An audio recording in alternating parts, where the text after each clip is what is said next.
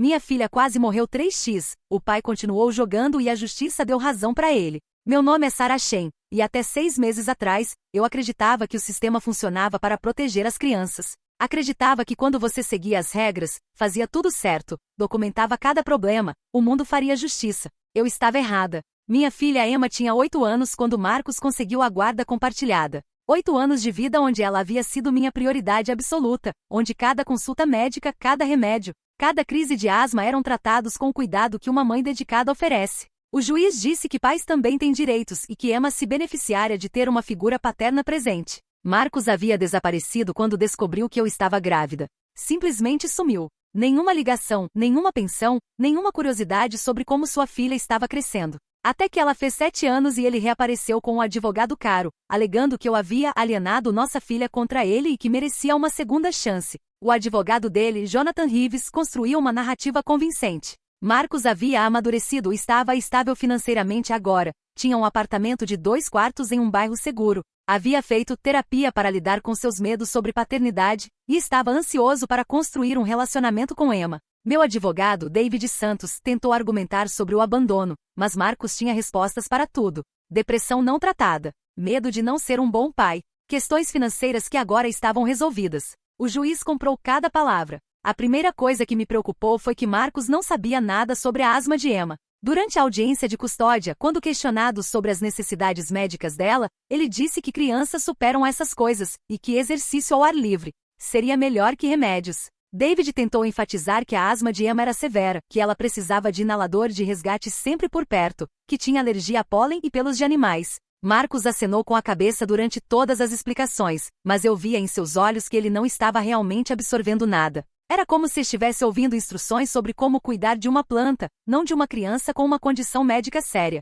O juiz determinou que Marcos teria Emma a cada 2 semanas, de sexta-noite até domingo à tarde. Visitação supervisionada não foi considerada necessária porque não havia evidência de perigo real. Eu entreguei a Marcos uma pasta com todos os contatos médicos de Emma, instruções detalhadas sobre seus medicamentos, números de emergência, e uma lista de seus gatilhos de asma conhecidos. Ele pegou a pasta e disse: "Obrigado, Sarah. Vou cuidar bem dela." Mas eu notei que ele nem abriu para olhar o conteúdo. As primeiras visitas correram relativamente bem. Emma voltava cansada, mas feliz. Contava sobre filmes que haviam assistido, pizza que haviam comido, parques que visitaram. Marcos parecia estar se esforçando, e eu comecei a relaxar ligeiramente. Talvez eu estivesse sendo paranoica. Talvez ele realmente tivesse mudado. A primeira crise aconteceu na 3ª visita. Marcos me ligou às 11 da noite de sábado. Emma tossindo incontrolavelmente ao fundo. "Sarah, ela está com uma tosse estranha. Você acha que é gripe?" Eu podia ouvir a respiração ofegante de Emma através do telefone.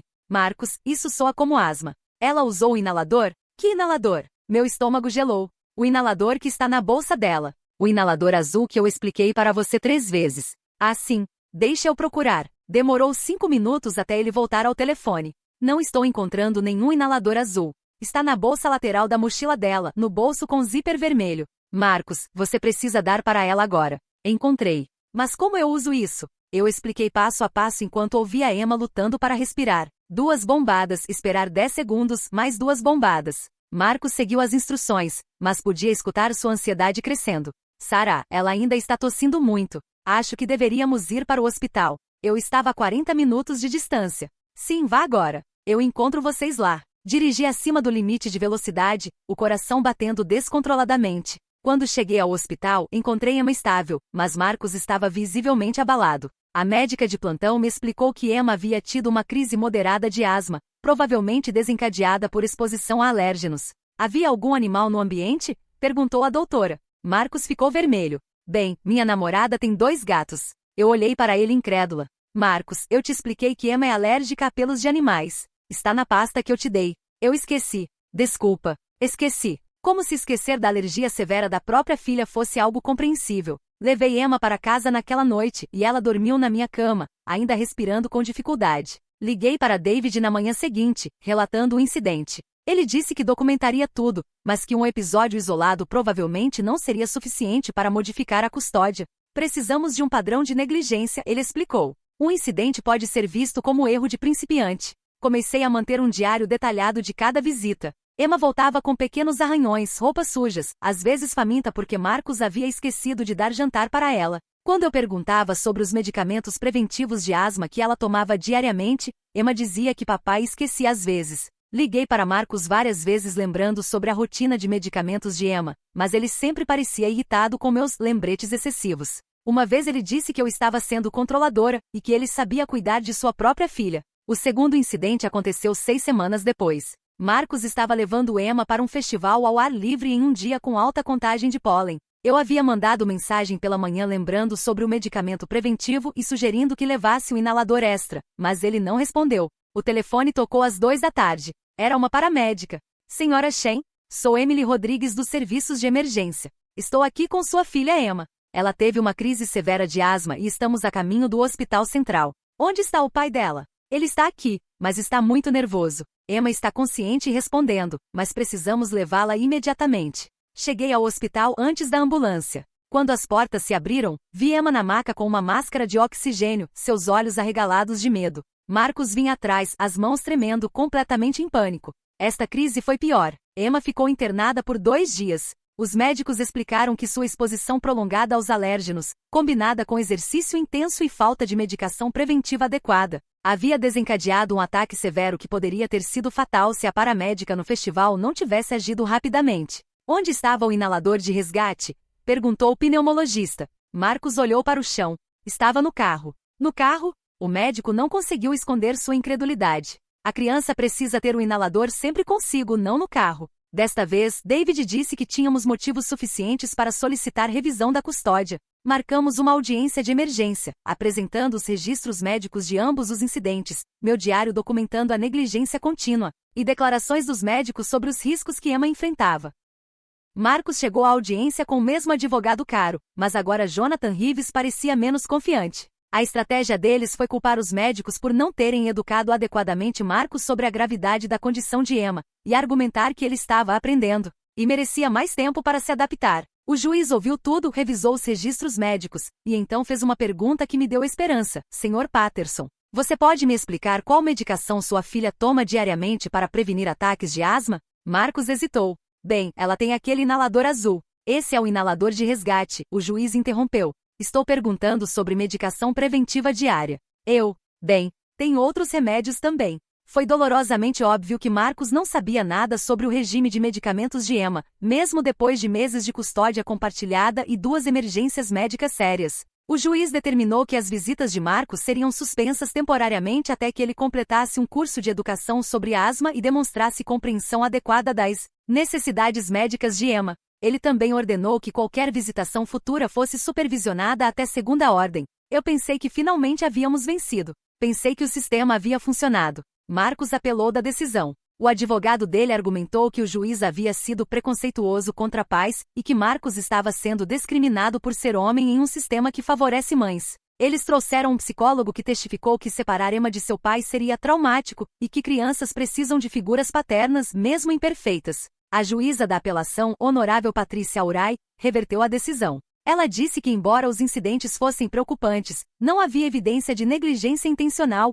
e que Marcos merecia outra chance para melhorar suas habilidades parentais. As visitas foram restauradas, mas agora com a exigência de que Marcos completasse um curso sobre asma infantil primeiro. Marcos fez o curso online em um final de semana. Recebeu um certificado de conclusão que ele apresentou ao tribunal com orgulho, como se 8 horas de vídeos educativos fossem suficientes para compensar meses de negligência que quase mataram nossa filha 2 vezes. As visitas recomeçaram em setembro. Emma estava nervosa, mas tentando ser corajosa. Eu fiz uma nova pasta para Marcos, ainda mais detalhada que a primeira, com fotos dos medicamentos, instruções passo a passo, e números de emergência destacados em amarelo fluorescente. Por 2 meses, as coisas pareceram estáveis. Emma voltava das visitas sem problemas respiratórios sérios. Marcos enviava mensagens ocasionais confirmando que havia dado os medicamentos dela. Eu comecei a pensar que talvez o curso tivesse funcionado, que ele finalmente entendia a seriedade da situação. O terceiro incidente aconteceu em uma sexta-feira de novembro.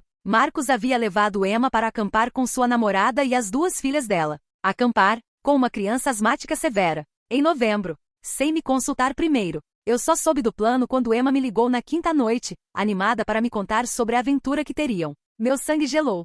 Emma, querida, você tem seus medicamentos? Papai disse que trouxe tudo. Liguei para Marcos imediatamente. Por que você não me contou sobre o acampamento? Não preciso da sua permissão para sair com minha filha, Sarah. Marcos, Emma nunca acampou antes. O ar frio da noite pode desencadear ataques de asma. Você tem um nebulizador portátil? Relaxa. Eu fiz o curso, lembra? Sei o que estou fazendo. Não dormi naquela noite. Fiquei olhando para o telefone, esperando a ligação que eu sabia que viria. Ela veio às 3 da manhã. Sarah, preciso de ajuda. A voz de Marcos estava tensa, assustada. Emma não consegue respirar direito. Estamos no meio do nada e ela está tossindo muito. Onde estão exatamente? Acampamento Pine Ridge, cerca de 2 horas da cidade. 2 horas. No meio da floresta. Com uma criança em crise respiratória. Marcos, você deu o inalador para ela? Dei, mas não está funcionando. Ela está com medo e isso está piorando tudo. Eu podia ouvir Emma chorando ao fundo, sua respiração claramente laboriosa mesmo através do telefone. Você precisa sair de lá agora. Tragam ela para o hospital mais próximo. Mas estamos no meio da mata. Tem que voltar pela trilha até o carro, e isso leva pelo menos 40 minutos. 40 minutos. Com uma criança que mal conseguia respirar. Marcos, ligue para o 911 imediatamente. Eles podem enviar uma equipe de resgate. Você acha que é tão sério assim? A pergunta me deixou perplexa. Depois de tudo que havíamos passado de 2 hospitalizações anteriores, ele ainda questionava se uma crise respiratória de Emma era tão séria assim. Ligue para o 911 agora, gritei. Desliguei e imediatamente liguei para o 911 eu mesma, explicando a situação e dando a localização do acampamento. O despacheiro disse que enviaria uma equipe de resgate, mas que levaria pelo menos 1 hora para chegar ao local devido à localização remota. 1 hora. No frio da madrugada. Com Emma lutando para respirar. Dirigi como uma louca em direção a Pine Ridge, ligando para Marcos a cada 10 minutos para verificar o estado de Emma. A cada ligação ela parecia pior. Marcos estava claramente em pânico, sua voz tremendo enquanto descrevia como Emma estava tendo dificuldade para falar entre as tossidas. Sarah, ela está ficando azul ao redor da boca. Isso é normal? Normal? Normal? Marcos, isso significa que ela não está recebendo o oxigênio suficiente. Onde está a equipe de resgate? Ainda não chegaram. Emma quer falar com você. A voz da minha filha veio fraca através do telefone. Mamãe, não consigo respirar direito. Eu sei, meu amor. A mamãe está vindo. Os paramédicos estão vindo. Você vai ficar bem, ok? Apenas tente respirar devagar, como a gente praticou. Cheguei ao estacionamento do acampamento às 4h47 da manhã, junto com a ambulância. A equipe de resgate já estava na trilha há 20 minutos. Eu corri atrás deles com minha lanterna, tropeçando em raízes e pedras, desesperada para chegar até Emma. Encontrei-os a meio caminho. Emma estava na maca, consciente mas claramente em distresse respiratório severo. Seu rosto estava pálido, com aquela coloração azulada ao redor dos lábios que me fez o estômago revirar. Mamãe, ela conseguiu dizer entre respirações ofegantes. Estou aqui, amor. Estou aqui. O paramédico, um homem mais velho chamado Tom, estava administrando o oxigênio enquanto caminhávamos rapidamente de volta ao estacionamento. Ela teve exposição prolongada ao ar frio e umidade, ele explicou. Provavelmente também pólens e esporos de fungos no ambiente da floresta. A combinação desencadeou uma crise severa. Marcos caminhava atrás de nós, carregando equipamentos de acampamento, completamente silencioso. Sua namorada e as filhas dela tinham ficado para trás para desarmar o acampamento. Durante o trajeto para o hospital, sentei ao lado de Emma na ambulância enquanto Tom monitorava seus sinais vitais. Seus níveis de oxigênio estavam perigosamente baixos, e ele teve que aumentar o fluxo de oxigênio 2 vezes. Ela vai ficar bem? Perguntei. Chegamos a tempo, Tom disse. Mas foi por pouco. Mais 30 minutos e poderia ter sido uma situação muito mais séria. Emma ficou hospitalizada por 4 dias desta vez. Precisou de oxigênio suplementar por 48 horas e tratamento intensivo com corticosteroides para reduzir a inflamação em seus pulmões. Os médicos foram muito claros. Este havia sido o ataque mais severo até então, e exposições futuras a gatilhos ambientais poderiam ser fatais. Doutora Amanda Foster, a pneumologista pediátrica, me chamou para uma conversa particular no 3º dia. Senhora Shen, preciso ser direta com você. Emma teve 3 ataques severos em 6 meses, todos durante períodos sob cuidado paterno. Isso não é coincidência. Eu sei. Tenho tentado modificar a custódia, mas o sistema está falhando com Emma, ela interrompeu. Como médica tenho a obrigação de relatar quando vejo padrões de negligência médica que colocam uma criança em risco. Você faria isso? Já fiz. Enviei um relatório detalhado para os serviços de proteção à criança hoje de manhã. Senti uma mistura de alívio e apreensão. Alívio porque finalmente um profissional estava reconhecendo oficialmente o que eu vinha tentando provar. Apreensão porque sabia que isso significaria uma batalha ainda maior. Marcos chegou ao hospital na tarde seguinte, depois que Emma já estava estável. Ele trouxe flores e um ursinho de pelúcia, como se presentes pudessem compensar quase ter matado nossa filha por negligência. Como ela está? Perguntou, genuinamente preocupado. Ela quase morreu, Marcos. Não seja dramática, Sarah. Ela está bem agora. Dramática. Eu estava sendo dramática por estar aterrorizada de que minha filha tivesse quase morrido por asfixia na floresta. Marcos, Dr. Foster disse que este foi o ataque mais severo que Emma já teve. Você a levou para acampar sabendo que ela é alérgica a ambientes com alta concentração de alérgenos. Eu não sabia que seria tão ruim. Você deveria saber, explode. Você deveria saber porque é o pai dela. Porque ela quase morreu nas suas 2 visitas anteriores. Porque você fez um curso sobre asma infantil. Outros pais no corredor pararam para olhar. Eu baixei a voz, mas a raiva continuava queimando no meu peito. Marcos, você não pode continuar colocando Emma em risco assim. Ela poderia ter morrido. Olha, eu admito que cometi alguns erros. Mas estou aprendendo. Alguns erros. 3 hospitalizações eram alguns erros. A assistente social dos Serviços de Proteção à Criança apareceu no dia seguinte. Clarissa Thompson era uma mulher na casa dos 50 anos com expressão severa e um bloco de notas cheio de perguntas. Ela entrevistou Emma primeiro, perguntando sobre as visitas com o pai, se ela se sentia segura, se lembrava de tomar remédios. Emma, sempre tentando proteger os sentimentos de todos, disse que papai, às vezes esquecia coisas, mas que ele tentava cuidar dela. Depois Clarissa me entrevistou, e eu mostrei meu diário detalhado, os registros médicos. As mensagens de texto que eu havia enviado para Marcos lembrando sobre medicamentos e precauções. Ela anotou tudo metodicamente. A entrevista com Marcos não correu bem para ele. Clarissa perguntou questões específicas sobre o regime de medicamentos de Emma, sobre gatilhos de asma conhecidos, sobre sinais de alerta de uma crise. Marcos gaguejou através das respostas, claramente não sabendo informações básicas sobre a condição médica de sua própria filha. Quando Clarissa perguntou por que ele havia levado Emma para acampar sem consultar os médicos dela primeiro, Marcos disse que não achava que precisava de permissão para atividades normais de pai e filha. 2 semanas depois, recebi a decisão preliminar dos Serviços de Proteção à Criança. Eles haviam substantiado negligência médica contra Marcos e recomendavam que as visitas fossem suspensas até que ele demonstrasse competência adequada no manejo da asma de Emma. Finalmente, alguém estava ouvindo. Marcos apelou imediatamente. E seu advogado Jonathan Reeves entrou com uma moção alegando que os serviços de proteção haviam excedido sua autoridade e que não havia evidência de negligência intencional. A audiência foi marcada para dezembro. Enquanto isso, Emma ficou comigo, e pela primeira vez em meses, ela dormia a noite toda sem pesadelos sobre não conseguir respirar. David preparou nosso caso meticulosamente. Tínhamos declarações de 3 médicos diferentes, registros detalhados de todas as hospitalizações, o relatório dos serviços de proteção, e meu diário documentando meses de negligência contínua. Jonathan Reeves preparou uma defesa baseada em atacar minha credibilidade como mãe superprotetora que estava alienando Emma contra seu pai. Eles trouxeram um psicólogo que nunca havia conhecido Emma pessoalmente, mas que testificou que separar crianças de pais em processo de aprendizagem poderia causar trauma psicológico duradouro. A audiência durou 2 dias inteiros. Emma teve que testemunhar, algo que me partiu o coração. O juiz perguntou gentilmente sobre suas visitas com o pai, e Emma, com 8 anos de idade, teve que explicar como se sentia quando não conseguia respirar e papai ficava nervoso. Dr. Foster testemunhou sobre a seriedade das crises de Emma e como elas eram completamente preveníveis com cuidado adequado. Clarissa Thompson apresentou suas descobertas sobre a negligência médica contínua. Então Marcos testemunhou em sua própria defesa. Jonathan havia claramente o preparado bem, porque ele conseguiu responder às questões básicas sobre medicamentos de Emma. Mas sob interrogatório de David, ficou claro que ele havia memorizado respostas sem realmente entender a condição dela. Quando David perguntou, o que você faria se Emma começasse a ter uma crise asmática severa enquanto vocês estivessem a 2 horas do hospital mais próximo?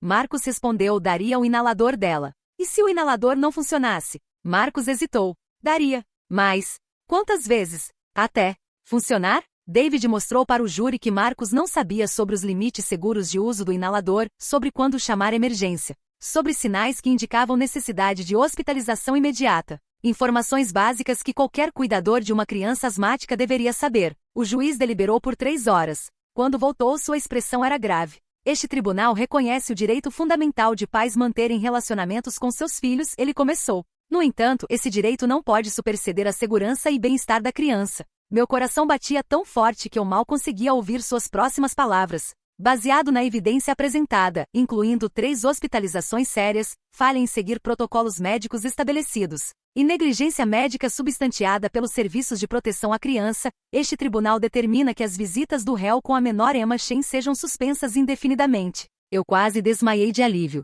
Além disso, o juiz continuou. O réu deve completar um programa supervisionado de educação parental focado em necessidades médicas especiais antes que qualquer visitação futura possa ser considerada. Marcos ficou vermelho de raiva. Ele se levantou e começou a gritar que a decisão era injusta e que eu havia envenenado todos contra ele. O oficial de justiça teve que se aproximar antes que Jonathan conseguisse acalmá-lo. Saí daquele tribunal pela primeira vez em meses sem medo do próximo final de semana. Emma não teria que passar mais fins de semana com ansiedade sobre se seu pai lembraria de seus medicamentos. Eu não teria que ficar acordada durante suas visitas, esperando o telefone tocar com notícias de outra emergência.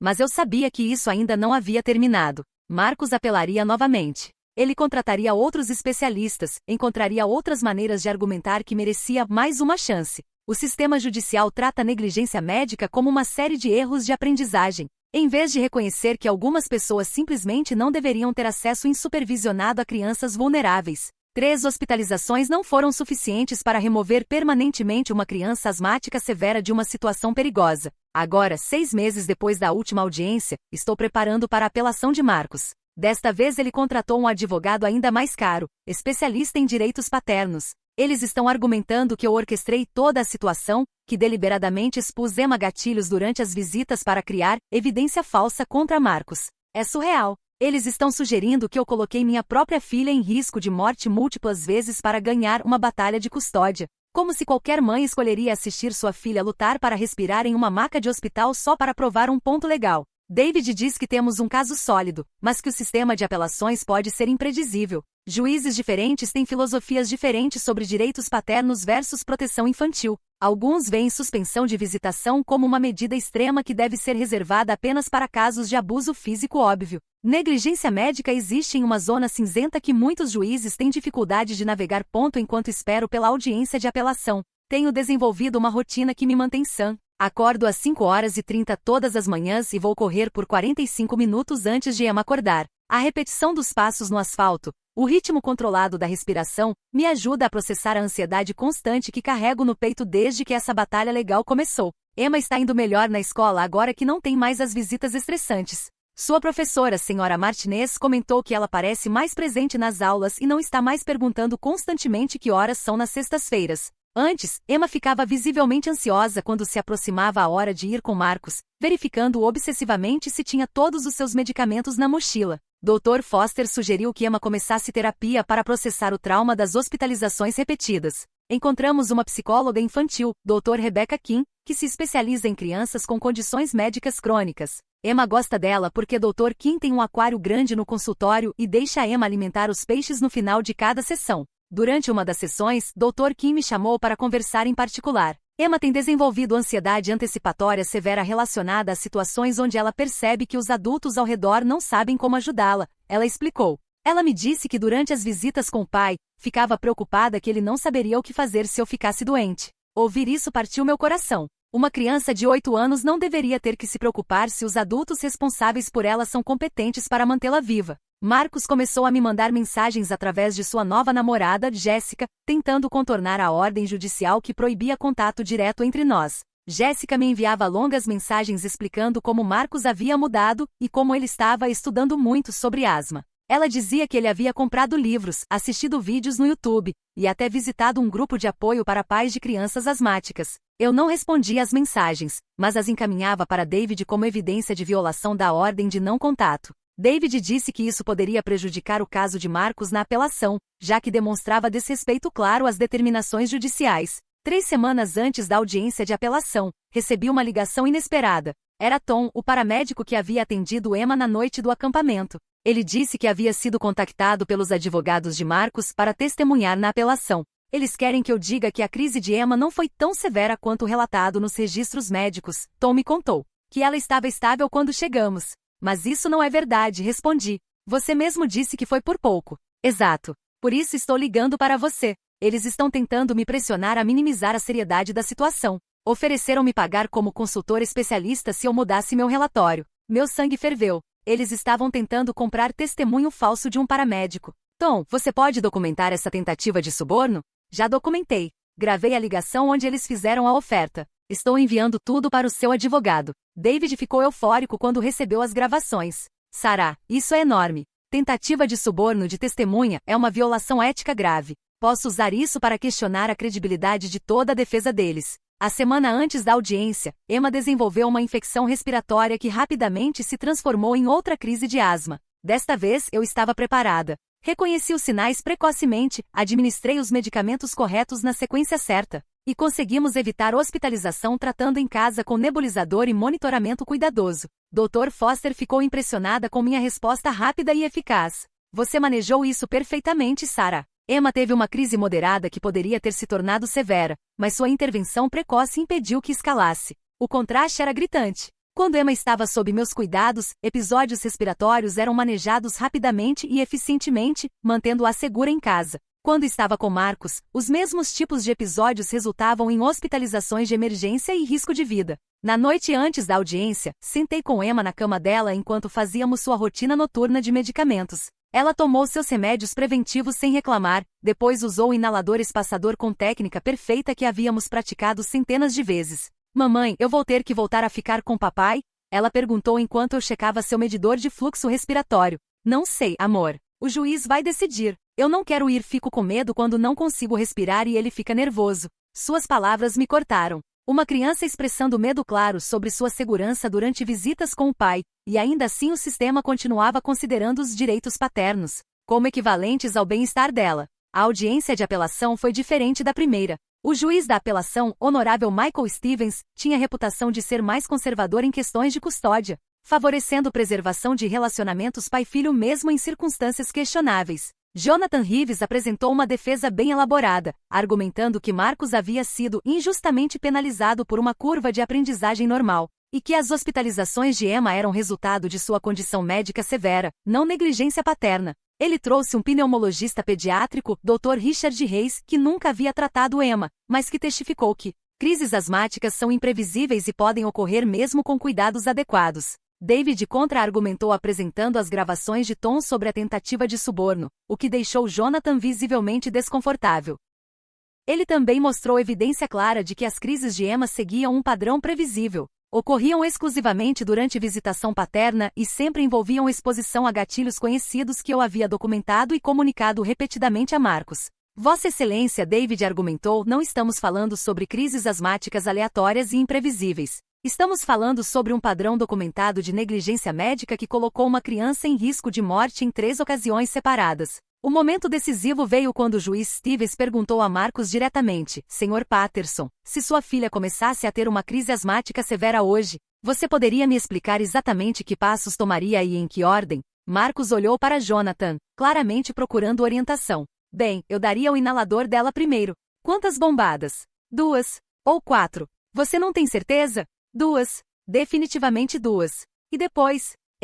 Bem, esperaria para ver se melhorava? Por quanto tempo? Marcos hesitou novamente. 15 minutos? O juiz fez anotações. E se não melhorasse? Eu ligaria para o 911? O ponto de interrogação na resposta de Marcos foi revelador. Depois de anos lidando com a asma de Emma, 3 hospitalizações, curso obrigatório e meses de preparação legal, ele ainda estava incerto sobre protocolos básicos de emergência. Dr. Foster testemunhou novamente, desta vez trazendo gráficos detalhados mostrando a correlação exata entre visitas paternas e hospitalizações de Emma. Em 18 meses de custódia compartilhada, Emma teve 0 hospitalizações relacionadas à asma durante período sob cuidado materno, e 3 hospitalizações durante visitação paterna, ela apresentou. Essa disparidade não pode ser explicada pela imprevisibilidade da asma. Ela indica falha sistemática no manejo da condição. Emma teve que testemunhar novamente, algo que me deixou furiosa. O sistema estava traumatizando minha filha repetidamente, forçando-a a reviver experiências aterrorizantes em ambientes legais frios e intimidadores. Desta vez, o juiz perguntou questões mais específicas sobre como Emma se sentia durante as visitas com Marcos. Ela conseguiu articular que ficava preocupada porque papai esquecia coisas importantes e que se sentia mais segura em casa comigo. Quando perguntaram se ela queria visitar o pai, Emma olhou diretamente para Marcos e disse: eu amo papai, mas tenho medo de ficar doente quando estou com ele. A honestidade brutal de uma criança de 8 anos expressa com tamanha clareza deveria ter encerrado qualquer debate sobre onde ela estaria mais segura. O juiz deliberou por 2 semanas. Durante esse período, vivia em estado de ansiedade constante, verificando o e-mail obsessivamente, pulando cada vez que o telefone tocava. Emma percebeu minha tensão e começou a fazer mais perguntas sobre o que aconteceria se tivesse que voltar a ficar com papai. Dr. Kim sugeriu que desenvolvêssemos um plano de segurança com Emma, ensinando-a a reconhecer sinais precoces de crise asmática e como pedir ajuda se estivesse com alguém que não soubesse como responder adequadamente. A ideia de ter que ensinar minha filha de 8 anos a ser sua própria advogada médica porque o sistema poderia colocá-la de volta em situação perigosa me deixou fisicamente enjoada. A decisão chegou numa terça-feira chuvosa de março. David me ligou às 2 da tarde. Sarah, sente-se. Pelo tom de sua voz, eu soube que não eram boas notícias. O juiz Stevens reverteu a decisão do tribunal inferior. Ele determinou que Marcos deve ter visitação supervisionada restaurada, começando com 4 horas por semana, com progressão para pernoites depois de 6 meses se não houverem incidentes. Senti como se tivesse levado um soco no estômago. Como isso é possível? Depois de tudo que apresentamos? Stevens escreveu que, embora as preocupações sobre segurança sejam válidas, negar completamente o acesso paterno seria desproporcional ao risco demonstrado. Ele disse que supervisão adequada pode mitigar os riscos enquanto preserva o relacionamento pai-filha. Supervisão. Como se supervisão pudesse impedir uma crise asmática desencadeada por negligência. Como se um supervisor pudesse administrar medicamentos que Marcos não sabia usar. A mais, David continuou. Stevens também determinou que você deve pagar metade dos custos legais de Marcos, alegando que você prolongou desnecessariamente o litígio. Eu teria que pagar pelos advogados que lutaram para colocar minha filha de volta em perigo. O sistema não estava apenas falhando em proteger Emma, estava me punindo financeiramente por tentar mantê-la segura. Essa noite, expliquei para Emma que ela teria que começar a visitar papai novamente, mas que haveria sempre um adulto especial lá para ajudar se ela precisasse. Ela ficou quieta por um longo tempo, depois perguntou se podia levar 2 inaladores em vez de 1. A primeira visita supervisionada foi marcada para o sábado seguinte no Centro de Visitação Familiar, um prédio depressivo com salas de brinquedos desgastados e supervisores sobrecarregados manejando múltiplas famílias simultaneamente. A supervisora designada para Emma e Marcos era Linda Shen, sem parentesco. Uma mulher na casa dos 60 anos com experiência em serviços sociais mas nenhum treinamento médico específico. Passei 1 hora com Linda na sexta-feira, explicando a condição de Emma, mostrando como usar todos os seus dispositivos médicos, e dando instruções escritas detalhadas sobre sinais de alerta e protocolos de emergência. Linda estava claramente sobrecarregada com informações médicas complexas. Olha, querida, ela disse, tenho 30 anos de experiência com crianças. Se algo parecer errado, vou chamar o 911 imediatamente. Mas a asma não funciona assim. O momento crítico é antes da crise se tornar óbvia o suficiente para uma pessoa sem treinamento reconhecer como emergência. Era durante aquela janela de prevenção que Marcos consistentemente falhava. No sábado de manhã, levei Emma para o centro de visitação com uma mochila cheia de medicamentos, dispositivos de monitoramento e instruções de emergência. Emma estava visivelmente ansiosa, segurando minha mão com força enquanto caminhávamos pelo corredor. Marcos estava esperando numa sala pequena com brinquedos espalhados pelo chão e uma televisão mostrando desenhos animados em volume baixo. Quando Emma entrou, ele tentou abraçá-la, mas ela se encolheu ligeiramente. Oi, Emma. Papai sentiu sua falta. Emma murmurou um oi baixo e se sentou numa cadeira longe dele. Linda me assegurou que ficaria de olho na situação e me deu seu número de celular para emergências. Saí do centro sentindo como se estivesse abandonando Emma numa situação perigosa, mas sem escolha legal. Durante as 4 horas da visita, Linda me enviou 3 mensagens tranquilizadoras. Tudo bem aqui, Emma está brincando sem problemas. Cada mensagem deveria me acalmar, mas só aumentava minha ansiedade porque eu sabia que Linda não saberia reconhecer sinais sutis de distresse respiratório. Quando voltei para buscar Emma, ela correu para mim imediatamente. Mamãe, posso usar meu inalador? Estou me sentindo um pouco cansada. Verifiquei seu medidor de fluxo respiratório ali mesmo no estacionamento. Estava baixo, não perigosamente, mas definitivamente indicando que seus pulmões estavam reagindo a algo. Administrei o inalador e monitorei por 20 minutos até que sua respiração voltasse ao normal. Linda havia notado que Emma estava um pouco quieta no final da visita, mas não reconheceu isso como possível sinal de dificuldade respiratória leve. Marcos não havia notado nada. Durante a consulta de acompanhamento com Dr. Foster na segunda-feira, contei sobre o episódio. Ela franziu a testa enquanto revisava os dados do medidor de fluxo de Emma. Sarah, Emma teve uma queda significativa na função pulmonar durante a visita. Não foi uma crise aguda, mas foi definitivamente uma resposta a algum gatilho ambiental ou estresse. O que isso significa para as visitas? Significa que mesmo com supervisão, Emma ainda está sendo exposta a situações que afetam sua respiração. Se isso continuar, pode levar a complicações de longo prazo. Dr. Foster escreveu um relatório detalhado sobre suas descobertas e o enviou para David, que imediatamente peticionou o tribunal para reconsideração baseada em nova evidência médica. O pedido foi negado. O juiz Stevens determinou que leve variação na função pulmonar não constituía evidência suficiente para modificar sua decisão, e que eu estava monitorando excessivamente Emma de maneiras que poderiam estar causando ansiedade desnecessária. Monitoramento excessivo. Por verificar se minha filha asmática estava respirando adequadamente. As visitas continuaram semanalmente. Emma sempre voltava ligeiramente tensa, sempre precisava do inalador preventivamente, sempre dormia mal naquela noite. Marcos, por sua vez, parecia estar seguindo um roteiro. Brincava com Emma exatamente como instruído, evitava atividades que eu havia especificamente proibido, e mantinha conversas superficiais sobre escola e amigos. Mas eu podia ver que ele não estava realmente conectando com Emma. Ele realizava as funções mecânicas de visitação paterna sem entender ou responder às necessidades emocionais dela. Emma tolerava as visitas em vez de desfrutá-las. Após 6 semanas de visitas supervisionadas sem incidentes, pelo menos nenhum que Linda reconhecesse como tal, o tribunal agendou uma audiência para considerar a progressão para visitas não supervisionadas. Naquela audiência, Jonathan apresentou evidência de que Marcos havia completado cursos adicionais sobre asma infantil, que havia consultado com pneumologista pediátrico privado para melhorar seu entendimento, e que as visitas supervisionadas haviam corrido sem problemas. David argumentou que sem problemas era um padrão inadequado quando se tratava de uma criança com condição médica potencialmente fatal, e que as quedas consistentes na função pulmonar de Emma durante as visitas indicavam exposição contínua a gatilhos não identificados. O juiz Stevens não estava convencido. Ele determinou que as visitas não supervisionadas poderiam começar em 2 semanas, limitadas inicialmente a 6 horas sem pernoite, mas com o entendimento de que pernoites seriam considerados após 2 meses de visitas bem-sucedidas. Naquela noite, Emma e eu tivemos uma conversa séria sobre o que fazer se ela começasse a se sentir mal durante uma visita com papai. Criamos um código secreto onde ela podia me mandar mensagem dizendo que estava com saudade de casa, se estivesse tendo problemas respiratórios que Marcos não estava reconhecendo. Também estabelecemos que ela deveria sempre ter seu telefone infantil comigo em ligação aberta durante as primeiras horas de cada visita, disfarçado como brincadeira de deixar mamãe ouvir a diversão. Era uma solução imperfeita, mas pelo menos me daria alguma capacidade de monitorar remotamente.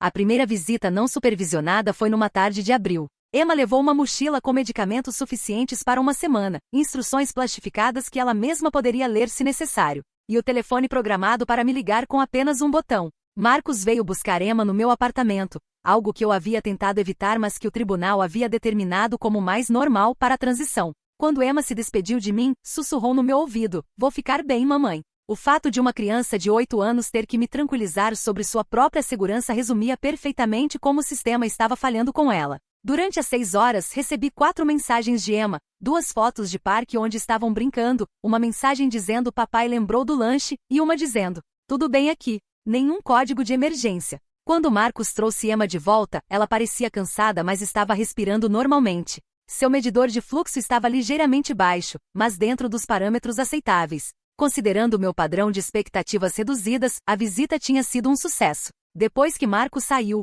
Emma desabou no sofá. Mamãe, foi difícil. O que foi difícil, amor? Ter que lembrar papai de tudo. Ele esqueceu do meu lanche medicamentoso 2 vezes. Esqueceu que eu não posso correr muito sem descansar. Esqueceu que preciso beber água extra quando está quente. Meu coração se partiu. Emma estava tendo que ser sua própria advogada médica aos 8 anos de idade, monitorando um adulto que deveria estar cuidando dela. As visitas continuaram assim por 2 meses. Emma desenvolveu uma competência precoce em autodefesa médica que nenhuma criança deveria precisar ter. Ela carregava um kit de emergência que ela mesma organizava, sabia dosagens de todos os seus medicamentos, e havia memorizado os sintomas de alerta que deveria comunicar imediatamente. Era simultaneamente orgulhoso e heartbreaking assistir minha filha desenvolver essas habilidades de sobrevivência para navegar tempo com seu próprio pai. O pedido de Marcos para pernoites veio em junho. O tribunal marcou outra audiência, e desta vez eu estava determinada a lutar com tudo que tinha. David estava preparando meticulosamente nossa oposição ao pedido de pernoites quando recebi uma ligação que mudou tudo.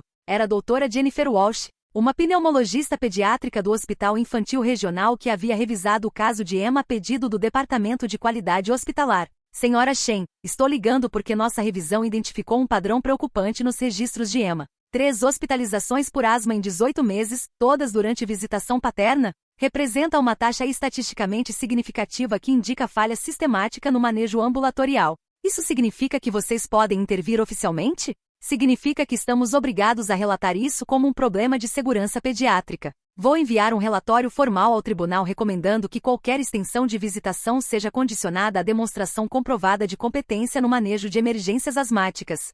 2 semanas depois, Marcos chegou à audiência de pernoites com Jonathan e uma nova estratégia. Eles trouxeram Jéssica, sua namorada, que havia completado um curso de primeiros socorros pediátricos e se ofereceu para supervisionar as necessidades médicas de Emma durante pernoites. Vossa Excelência, argumentou Jonathan, meu cliente reconhece suas limitações no manejo médico e tomou medidas proativas para garantir supervisão adequada. Senhorita Jéssica Morrison é enfermeira registrada com experiência pediátrica. Era uma jogada inteligente. Jéssica realmente era enfermeira, embora trabalhasse em oncologia adulta, não pediatria ou pneumologia. Mas para o tribunal, parecia que Marcos estava sendo responsável ao buscar ajuda profissional. David contra-argumentou apresentando o relatório de Dr.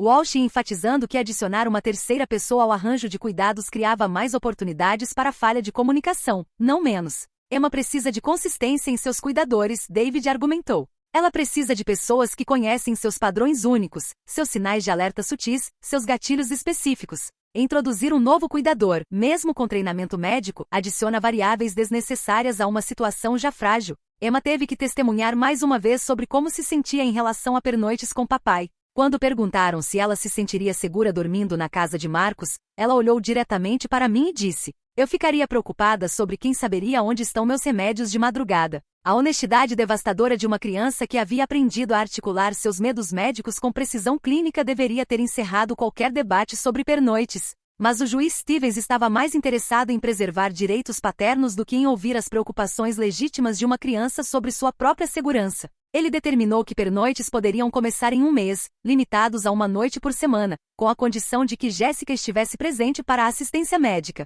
Naquela noite, sentei com Emma em sua cama enquanto organizávamos um kit de pernoite que incluía medicamentos suficientes para 3 dias, instruções laminadas com fotos, números de emergência e um plano de ação detalhado para diferentes cenários de crise. Mamãe, e se eu acordar de madrugada e não conseguir respirar bem? Emma perguntou. Você acorda papai ou Jéssica imediatamente. Não espera para ver se melhora sozinho. E se eles não acordarem? A pergunta me gelou. Emma, você tem meu número memorizado. Se alguém não acordar quando você precisar de ajuda, você liga para a mamãe. Estávamos planejando como uma criança de 8 anos deveria lidar com emergências médicas potencialmente fatais, porque o sistema havia determinado que seus direitos paternos eram mais importantes que sua segurança comprovada. A primeira pernoite foi marcada para uma sexta-feira de julho. Emma fez sua mala como se estivesse se preparando para uma expedição médica, roupas, brinquedos, e uma quantidade absurda de suprimentos médicos organizados em containers claramente rotulados. Marcos e Jéssica vieram buscar Emma às 6 da tarde.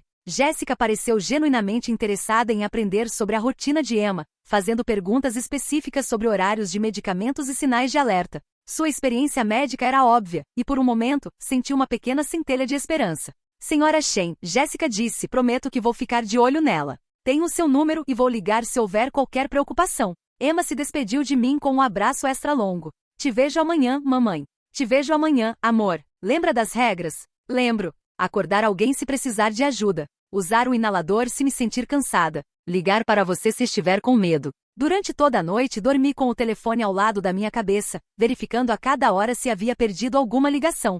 Às 3 da manhã, levantei e fiquei parada na janela do quarto de Emma, olhando sua cama vazia e me perguntando se ela estava respirando adequadamente. O telefone tocou às 5h47 da manhã. Sarah? É Jéssica. Emma está bem, mas ela acordou tossindo e disse que estava se sentindo esquisita. Dei o inalador para ela e ela melhorou, mas achei que você gostaria de saber. Meu coração estava batendo tão forte que mal conseguia falar. Como ela está agora? Dormindo novamente. Respiração parece normal. Mas ela pediu para ligar para você. Posso falar com ela? Claro. A voz sonolenta de Emma veio através do telefone. Mamãe? Estou bem agora. Jéssica me ajudou. Que bom, amor. Você fez certo acordando ela. Marcos não acordou quando eu tosse. Tive que sacudir Jéssica. Depois que desliguei, fiquei acordada o resto da manhã processando o que havia acontecido. Emma havia tido um episódio respiratório de madrugada. Marcos havia dormido durante suas tossidas, algo que qualquer pai competente de uma criança asmática deveria ouvir imediatamente. Emma havia tido que acordar Jéssica sozinha. Se Jéssica não tivesse estado lá, Emma poderia ter ficado sozinha lidando com uma crise respiratória enquanto Marcos dormia profundamente. Quando Marcos trouxe Emma de volta no sábado de manhã, ela correu direto para mim. Mamãe, Jéssica é legal. Ela soube o que fazer. E papai? Emma olhou para Marcos, depois para mim. Papai dorme muito pesado. Marcos pareceu desconfortável. Olha, Sarah, talvez eu devesse usar um monitor de bebê ou algo assim para ouvir se Emma precisar de alguma coisa de noite. Um monitor de bebê. Para uma criança de 8 anos. Porque ele não tinha os instintos parentais básicos para ouvir quando sua filha com condição médica séria estava em distress. As pernoites continuaram com Jéssica presente, e embora não houvessem mais emergências abertas, Emma sempre voltava cansada e ligeiramente tensa. Durante nossas conversas pós-visita, ela descrevia ter que ensinar Marcos sobre suas necessidades e lembrar ele sobre medicamentos. Dr. Kim observou durante uma sessão que Emma estava desenvolvendo ansiedade antecipatória severa relacionada às pernoites. Ela está assumindo responsabilidade de adulto por sua própria segurança médica, Dr. Kim explicou. Isso é um fardo psicológico inadequado para uma criança. Em agosto, Jéssica terminou o relacionamento com Marcos. Ela me ligou diretamente para me avisar. Sarah, não posso mais fazer isso. Marcos não está aprendendo. Ele depende completamente de mim para tudo relacionado a Emma. Quando tentei ensiná-lo sobre os medicamentos noturnos dela, ele disse que era responsabilidade de mulher cuidar de coisas médicas. O que isso significa para as pernoites? Ele está procurando outra namorada que possa ajudar com Emma. Ele vê as necessidades médicas dela como algo que outras pessoas deveriam manejar para ele. David imediatamente peticionou o tribunal para suspender pernoites baseado na partida de Jéssica e na falta de supervisão médica adequada. Marcos respondeu apresentando uma nova namorada, Tiffany, que havia concordado em aprender sobre asma infantil. Tiffany não tinha nenhum treinamento médico. Era a cabeleireira de 24 anos que havia conhecido Marcos há 3 semanas. Mas ela havia assistido vídeos do YouTube sobre asma e se declarou pronta para ajudar. O tribunal, incrivelmente, permitiu que as pernoites continuassem com Tiffany como supervisora médica. A primeira pernoite com Tiffany resultou em Emma ligando para mim às 11 da noite. Mamãe, estou me sentindo um pouco cansada, mas Tiffany disse que é só porque brinquei muito hoje. Podia ouvir a respiração ligeiramente ofegante de Emma através do telefone.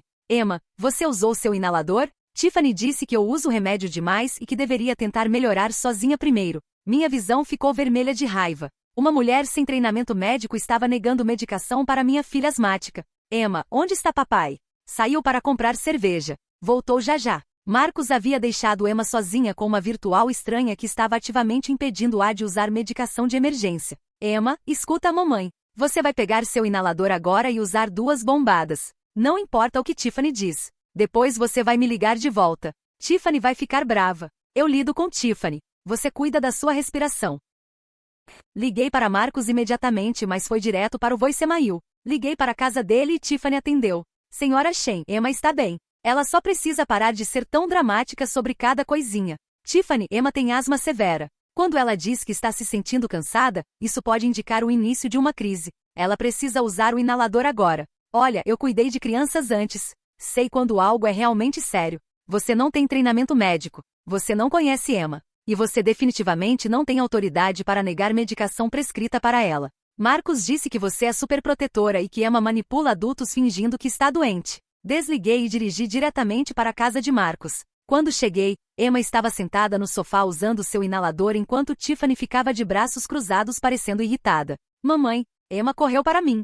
Estou levando Emma para casa, anunciei. Você não pode fazer isso, Tiffany protestou. É o fim de semana do Marcos. Marcos não está aqui. Você negou medicação de emergência para uma criança asmática. Emma vem comigo. Marcos chegou 20 minutos depois de estarmos em casa, furioso porque eu havia sequestrado Emma. Ele ameaçou chamar a polícia. Chame e respondi. Vou adorar explicar para eles como você deixou nossa filha com uma mulher que negou medicação de emergência para ela. David entrou com moção de emergência na segunda-feira de manhã, solicitando suspensão imediata de todas as pernoites. A audiência foi marcada para aquela tarde. Na audiência, Tiffany teve que admitir sob juramento que havia aconselhado Emma a não usar o inalador porque achava que ela estava exagerando seus sintomas. Quando perguntaram sobre seu treinamento médico, ela disse que havia cuidado do sobrinho algumas vezes. Mesmo assim, o juiz Steve se recusou a suspender completamente as pernoites. Em vez disso, ele determinou que Marcos tinha 2 semanas para encontrar supervisão médica adequada, ou as pernoites seriam temporariamente suspensas.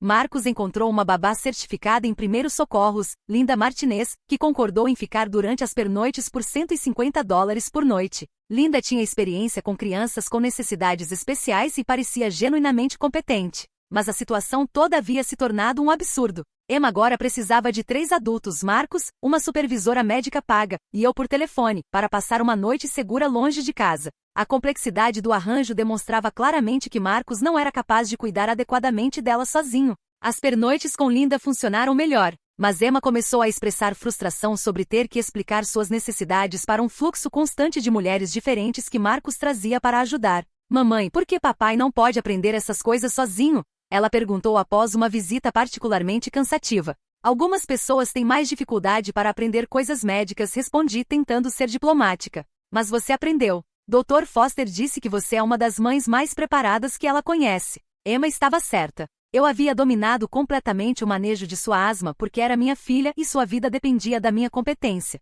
Marcos tratava as necessidades médicas dela como um inconveniente que outras pessoas deveriam lidar para ele. Em setembro, Marcos peticionou o tribunal para aumentar as pernoites para 2 fins de semana por mês, argumentando que as visitas estavam correndo bem com Linda presente. David argumentou que a necessidade contínua de supervisão paga demonstrava que Marcos não havia desenvolvido competência parental adequada e que aumentar o tempo apenas aumentaria os riscos para Emma. O tribunal marcou uma audiência para outubro, e eu sabia que esta seria nossa última chance de proteger Emma antes que o sistema a colocasse em pernoites regulares com um pai que havia demonstrado repetidamente incapacidade de mantê-la segura. 3 semanas antes da audiência, recebi uma ligação que mudaria tudo novamente. Era Linda Martinez. Senhora Shen, preciso conversar com você sobre algo que aconteceu na última pernoite. Meu estômago se apertou. O que aconteceu? Emma acordou às 2 da manhã com dificuldade respiratória. Não foi uma emergência completa, mas ela definitivamente precisava do nebulizador. Marcos não acordou com as tossidas dela. Mas você estava lá. Sim, eu estava. Mas aqui está o problema. Marcos me disse para não usar o nebulizador porque faz muito barulho e acordaria os vizinhos. Ele disse para dar apenas o inalador e esperar até manhã se ela não melhorasse. Senti o sangue drenar do meu rosto. Você usou o nebulizador? Claro que usei. Sou profissional certificada. Mas senhora Shen, Marcos estava mais preocupado com os vizinhos do que com a respiração de Emma. Você documentou isso? Tomei notas detalhadas como sempre faço. E a mais Marcos me perguntou se Emma realmente precisa de tantos medicamentos ou se você a está mimando medicamente. Esta conversa revelou que mesmo com supervisão profissional presente, Marcos ainda estava questionando ativamente o regime médico de Emma e priorizando sua própria conveniência sobre a saúde dela. David usou o testemunho de Linda como evidência central em nossa oposição ao aumento de pernoites. Linda testemunhou que embora as visitas fossem manejáveis com sua presença, Marcos consistentemente demonstrava julgamento inadequado sobre questões médicas e resistência a protocolos de tratamento estabelecidos. Em minha experiência profissional, Linda testemunhou, pais competentes de crianças com condições médicas crônicas desenvolvem instintos sobre as necessidades de seus filhos. Sr. Patterson continua dependente de instruções externas para decisões básicas de cuidado. O momento decisivo veio quando o juiz Stevens perguntou a Marcos diretamente, Sr. Patterson, se você estivesse sozinho com Emma e ela acordasse de madrugada com dificuldade respiratória, você saberia exatamente o que fazer sem consultar instruções escritas ou ligar para alguém? Marcos hesitou por um longo tempo. Bem, eu daria o inalador para ela primeiro. E depois, eu ligaria para Sarah para ter certeza de que estava fazendo certo. Mesmo às 2 da manhã? Se fosse necessário, sim. O juiz fez anotações por vários minutos. Finalmente, ele olhou para cima. Sr. Patterson, após mais de 2 anos de custódia compartilhada, 3 hospitalizações, múltiplos cursos educacionais e supervisão profissional contínua, você ainda não desenvolveu confiança ou competência independente no manejo da condição médica de sua filha. Marcos começou a protestar, mas o juiz o interrompeu. Além disso, o testemunho indica que você ativamente questiona protocolos médicos estabelecidos e prioriza sua conveniência sobre necessidades de tratamento. Isso demonstra julgamento parental fundamentalmente deficiente. Senti meu coração acelerar com esperança. Portanto, este tribunal nega o pedido para aumento de pernoites. Além disso, todas as pernoites futuras permanecem condicionadas à presença de supervisão médica profissional às custas do requerente. Não era uma vitória completa. Emma ainda teria que continuar as pernoites. Mas pelo menos o tribunal estava finalmente reconhecendo que Marcos precisava de supervisão permanente. Após a audiência, Emma e eu fomos tomar sorvete para comemorar que as pernoites não aumentariam. Enquanto ela comia seu sundae de chocolate, perguntou: Mamãe, quando vou poder parar de visitar papai? Quando você fizer 14 anos, pode expressar sua preferência ao tribunal, respondi. Quanto tempo falta? 6 anos. Emma ficou quieta por um longo tempo, depois disse: acho que consigo aguentar mais 6 anos se Linda continuar me ajudando. A resignação madura de uma criança de 8 anos planejar sobreviver aos próximos 6 anos de visitação forçada me partiu o coração. Naquela noite, enquanto ajudava a Emma com sua rotina de medicamentos noturnos, ela me perguntou: Mamãe, por que o juiz não acredita que eu não quero ficar com papai? O sistema acredita que crianças precisam de ambos os pais, mesmo quando um dos pais não é muito bom no cuidado. Mas eu poderia ficar bem só com você. Você sabe como cuidar de mim. Eu sei, amor. Mas adultos às vezes tomam decisões que não fazem sentido para crianças. Emma considerou isso por um momento. Quando eu crescer e tiver filhos, vou deixar eles escolherem com quem querem ficar. Essa é uma boa ideia. Agora, 2 meses depois daquela audiência, estou me preparando para mais 6 anos desta batalha. Emma desenvolveu uma competência impressionante em navegar suas visitas com Marcos, sempre com Linda presente, sempre vigilante sobre sua própria segurança médica. Mas não deveria ser assim. Uma criança não deveria ter que ser sua própria defensora médica. Um sistema legal não deveria forçar uma criança a passar tempo com um pai que demonstrou repetidamente incapacidade de mantê-la segura, apenas porque ele tem direitos paternos. Emma está crescendo mais rápida do que deveria, aprendendo lições sobre como o mundo nem sempre protege crianças, mesmo quando deveria. Ela está aprendendo que às vezes você tem que se proteger porque os adultos ao seu redor falharam em fazer isso por você. E eu estou aprendendo que a maternidade às vezes significa lutar contra sistemas inteiros que deveriam estar do seu lado, documentar cada momento de negligência. E nunca parar de advogar pelo seu filho, mesmo quando parece impossível. A luta continua. Emma cresce, e eu permaneço vigilante, contando os dias até que ela tenha idade suficiente para falar por si mesma em tribunal e finalmente ser ouvida. O inverno trouxe novas complicações. Emma desenvolveu uma infecção respiratória em dezembro que se transformou em pneumonia, levando a uma hospitalização de 5 dias. Durante todo o período no hospital, Marcos visitou apenas uma vez, ficando por 20 minutos antes de dizer que hospitais o deixavam nervoso. Linda, por outro lado, veio verificar Emma 2 vezes, trazendo livros e quebra-cabeças. A diferença de investimento emocional entre uma supervisora paga e o pai biológico era gritante e dolorosa. Dr. Foster expressou preocupação de que as infecções respiratórias recorrentes de Emma pudessem estar relacionadas ao estresse crônico que ela experimentava durante as visitas paternas. Estresse pode comprometer o sistema imunológico de crianças, ela explicou. Emma está carregando uma carga emocional inadequada para sua idade. Quando Emma finalmente recebeu alta do hospital, ela pediu se poderia pular as visitas por algumas semanas, até se sentir mais forte. Liguei para David para verificar se isso era legalmente possível. Posso tentar, David disse, mas Marcos provavelmente vai argumentar que você está usando a doença de Emma para interferir com visitação. Ele estava certo. Marcos entrou com moção alegando que eu estava manipulando a recuperação de Emma para negar tempo com ele. O tribunal ordenou que as visitas recomeçassem assim que Emma fosse liberada para atividades normais por seu médico. Dr. Foster, para seu crédito, foi conservadora na liberação médica de Emma. Ela exigiu 2 semanas completas de função pulmonar estável antes de declarar Emma apta para visitas overnight novamente. Durante essas 2 semanas, Emma floresceu. Ela dormia melhor e estava mais animada na escola, e pela primeira vez em meses, não perguntava ansiosamente sobre quando teria que ir para a casa do papai. Quando as visitas recomeçaram em janeiro, o contraste foi imediato. Emma voltou da primeira pernoite exausta e ligeiramente retraída. Linda me ligou naquela manhã para relatar que Emma havia acordado várias vezes durante a noite, verificando se seus medicamentos estavam no lugar certo. Ela está desenvolvendo comportamentos de verificação compulsiva relacionados aos medicamentos, Linda observou. Isso indica ansiedade significativa sobre sua segurança médica. Mencionei isso para Dr. Kim durante nossa próxima sessão, e ela concordou que Emma estava exibindo sinais de transtorno de ansiedade relacionado a trauma médico. Sarah, Emma está hipervigilante sobre sua própria condição médica de maneiras que são psicologicamente prejudiciais, Dr. Kim explicou. Crianças de sua idade deveriam confiar que adultos cuidarão de suas necessidades médicas, não monitorar constantemente sua própria segurança. Dr. Kim escreveu uma carta detalhada ao tribunal recomendando redução nas pernoites até que Emma pudesse desenvolver estratégias de enfrentamento mais saudáveis para sua ansiedade médica. Marcos respondeu contratando seu próprio psicólogo infantil, Dr. Bradley Morrison, que nunca havia avaliado Emma pessoalmente mas que testificou que Separar crianças de pais biológicos causa mais trauma psicológico do que exposição controlada à ansiedade. A audiência sobre saúde mental de Emma foi uma das mais frustrantes que já enfrentei. Dr. Morrison argumentou que minha superproteção estava causando a ansiedade de Emma, e que mais tempo com Marcus ajudaria ela a superar medos irracionais.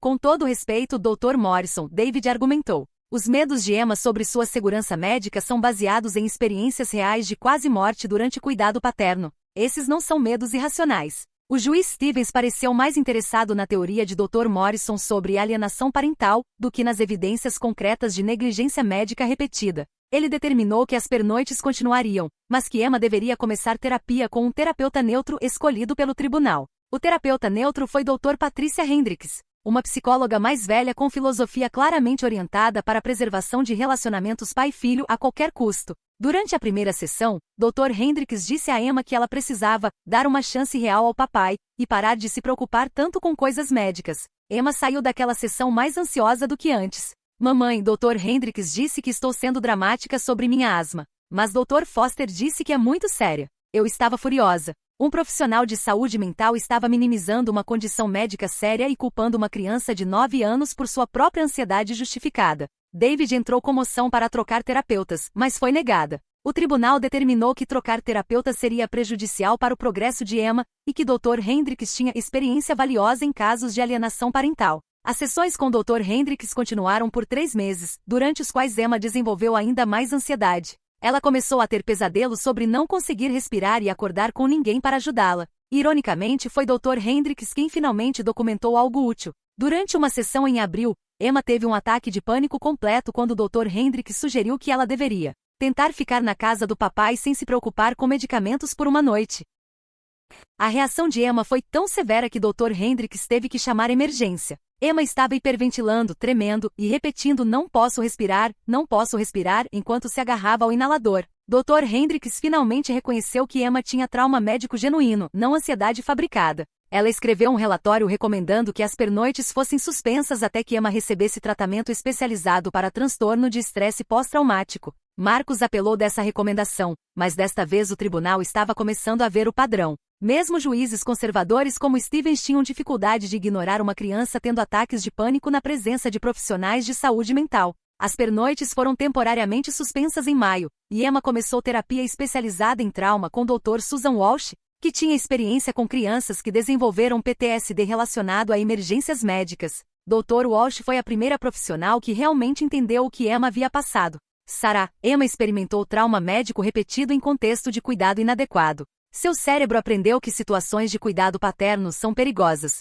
Isso não é alienação parental, é uma resposta adaptativa a ameaças reais. Pela primeira vez em 2 anos, alguém estava validando a experiência de Emma em vez de culpá-la por suas reações naturais a situações traumáticas. O trabalho de Dr. Walsh com Emma foi intenso mas eficaz. Ela usou terapia cognitivo-comportamental adaptada para crianças para ajudar Emma a processar suas experiências e desenvolver estratégias de enfrentamento saudáveis. Durante esse período, Marcus só teve visitas supervisionadas de 4 horas aos sábados, sempre com Linda presente. Mesmo essas visitas limitadas continuavam estressantes para Emma, mas Dr. Walsh estava ajudando-a a desenvolver ferramentas para manejar a ansiedade. Em agosto, Marcus entrou com uma nova moção para restaurar pernoites, argumentando que Emma havia recebido tratamento adequado e que continuar a negar pernoites era punição excessiva por erros passados. David preparou nossa defesa mais forte até então. Tínhamos relatórios de 4 profissionais diferentes, Dr. Foster, Dr. Kim, Dr. Walsh e até Dr. Hendricks, todos documentando o impacto psicológico negativo das pernoites em Emma.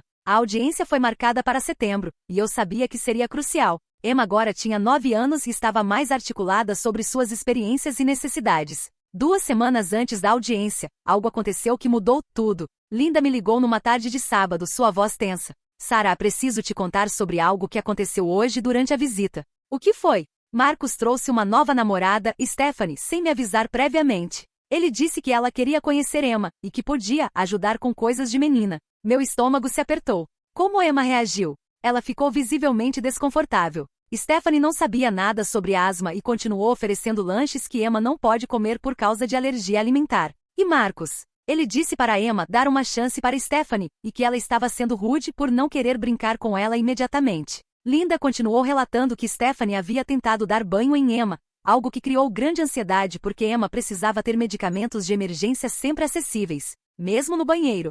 Sarah, Marcus está mais uma vez introduzindo elementos imprevisíveis no cuidado de Emma sem consideração por suas necessidades especiais ou níveis de conforto. Esta informação foi crucial para nossa defesa na audiência. David argumentou que Marcus continuava demonstrando julgamento inadequado ao introduzir cuidadores não treinados sem aviso prévio, colocando Emma em situações onde sua segurança médica poderia ser comprometida. Durante a audiência, Emma teve que testemunhar novamente. Agora com 9 anos, ela estava mais capaz de articular suas experiências e sentimentos. Quando perguntaram como ela se sentia sobre pernoites com papai, Emma disse: "Eu amo meu papai, mas fico preocupada que ele não vai saber me ajudar se eu ficar doente. E fico nervosa quando ele traz pessoas novas que não sabem sobre minha asma." "O que você preferiria?" o juiz perguntou. "Preferia visitar papai durante o dia, quando Linda está lá, e dormir em casa com mamãe onde me sinto segura." A honestidade simples e direta de Emma foi poderosa. Ela não estava sendo dramática ou manipulativa, estava expressando preferências racionais baseadas em experiências reais.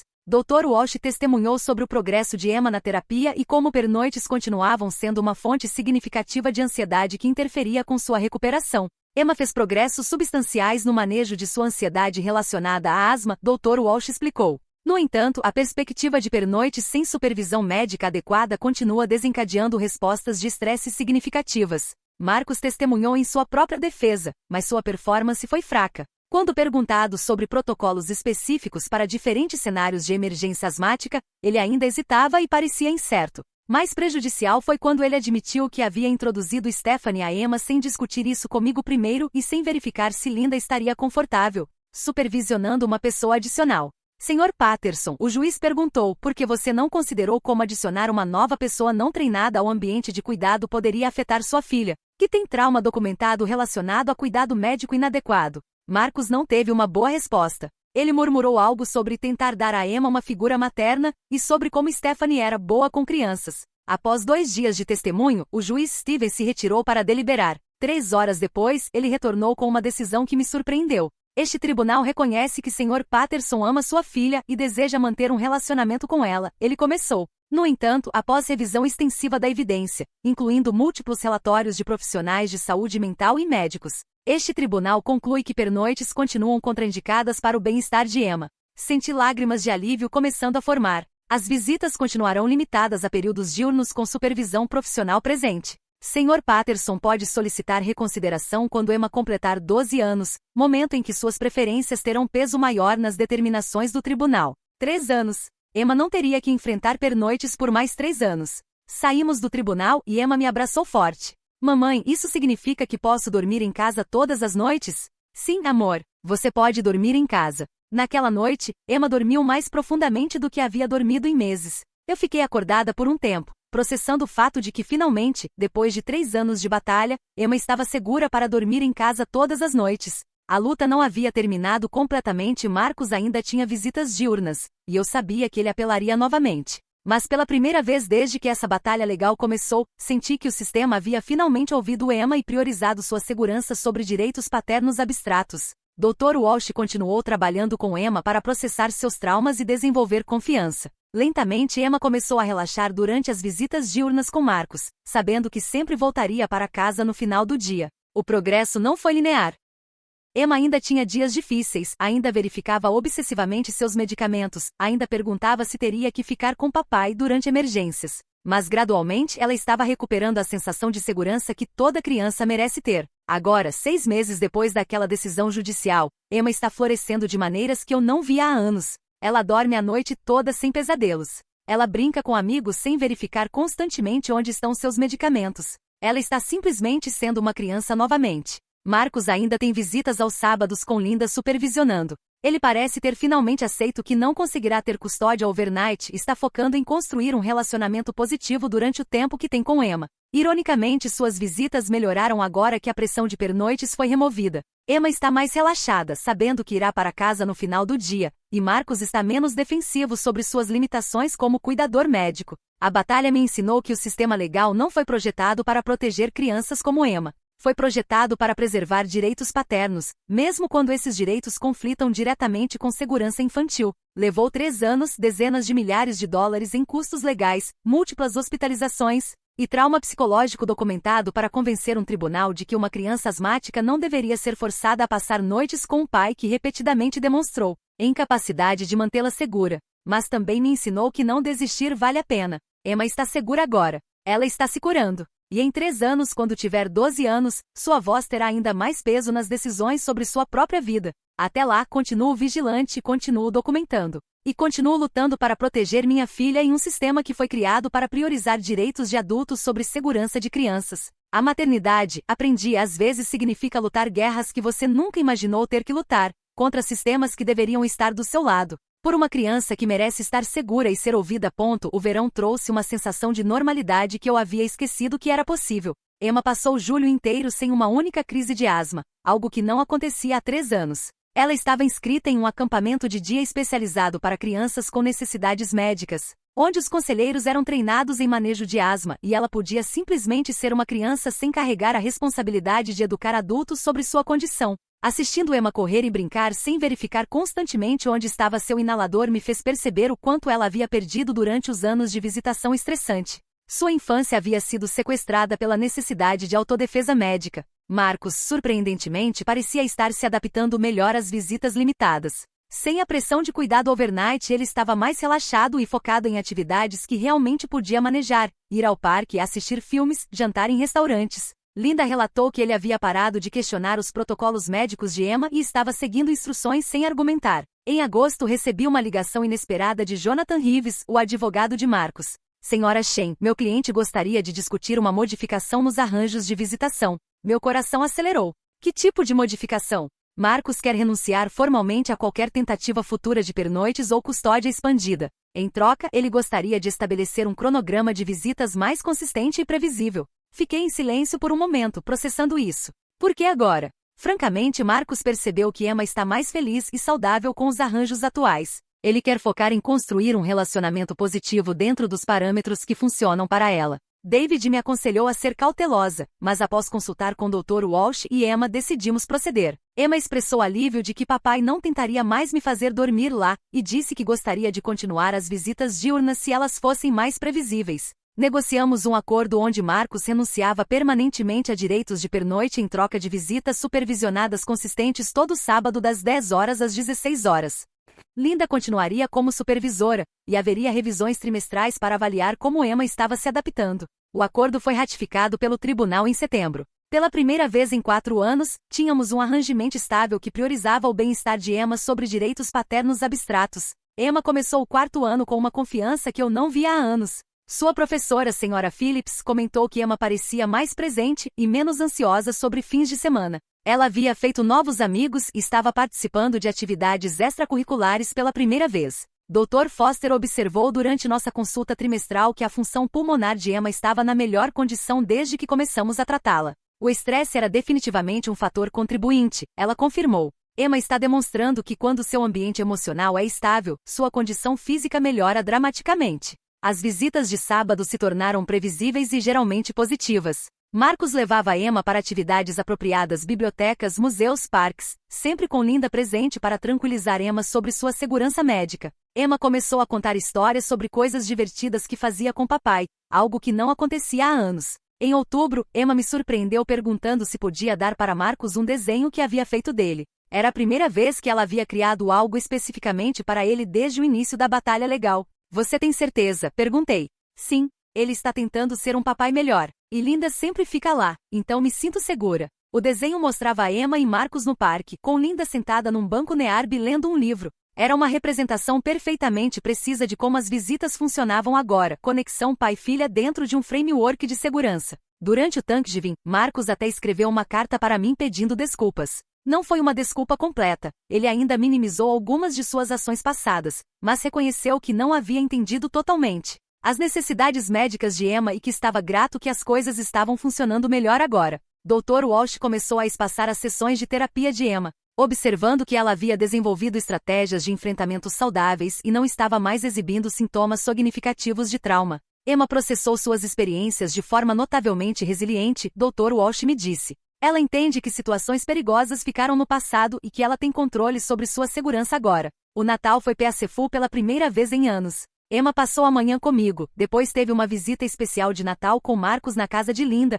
que havia se oferecido para hospedar para tornar o dia mais festivo. Emma voltou para casa animada sobre os presentes que Marcos havia escolhido, livros sobre ciência e um kit de arte, mostrando que ele estava finalmente prestando atenção aos interesses reais dela. Conforme 2024 chegava ao fim, refletindo sobre os 5 anos desde que Marcos havia reaparecido em nossas vidas, senti uma mistura de exaustão e alívio. A batalha havia custado uma fortuna em honorários legais, anos de estresse e trauma desnecessário para Emma. Mas havíamos sobrevivido e Emma estava florescendo. Em janeiro, Emma começou a expressar interesse em atividades que requeriam compromissos de fins de semana, time de futebol, aulas de dança, grupos de ciência. Pela primeira vez desde os 6 anos, ela podia fazer planos sem se preocupar sobre conflitos com visitação paterna. Mamãe, posso me inscrever para futebol mesmo se alguns jogos forem aos sábados? Ela perguntou. Claro, podemos conversar com papai sobre ajustar algumas visitas se necessário. A ideia de que Emma podia ter uma infância normal, com atividades esportivas e compromissos sociais, ainda me surpreendia às vezes. Havíamos lutado tanto tempo apenas para mantê-la segura que eu havia esquecido que crianças deveriam poder apenas ser crianças.